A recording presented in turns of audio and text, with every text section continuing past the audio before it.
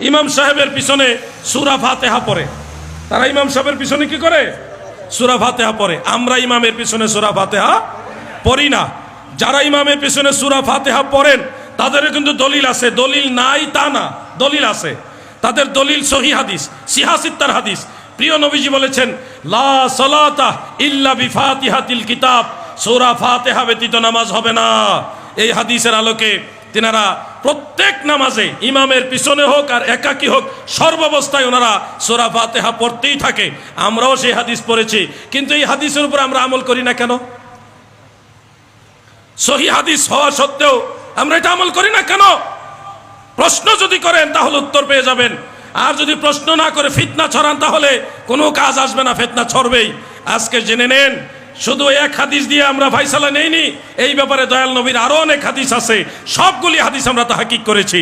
প্রিয় ভাই আমার, এই হাদিসটা বর্ণনা করেছেন নবীজির সাহাবী হযরতে জাবের রাদিয়াল্লাহু আনহু। দাদুরে, এই হাদিস দুইজন ইমামের নাম বলি। ইমাম আবু বকর বাইহাকি রহমাতুল্লাহ আলাইহির কিরাতু খালফাল ইমাম, সেই কিতাবটার মধ্যে সহি সনদে দুইটা সূত্রে হাদিসটা উল্লেখ করেছেন।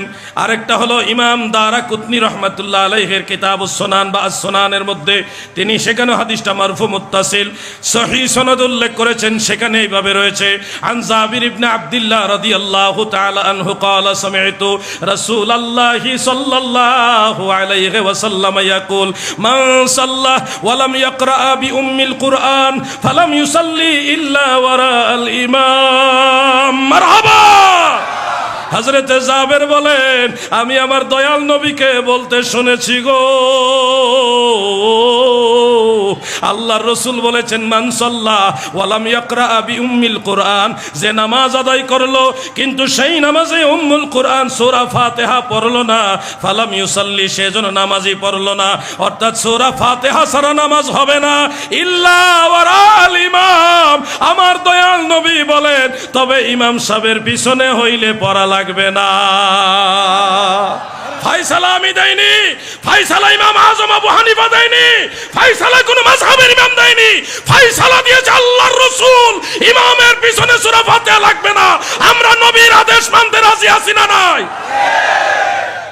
কেউ যদি মনে করেন জিহাদি ভাই, আপনি হাদিস বলেছেন কিতাবে নাই, আমাকে ধরতে পারেন, আমি আপনাকে ভাই হিসেবে সময় দিব, আমি আপনাকে আপনার কিতাব আনেন, ওখান থেকে বের করে দেখাবো।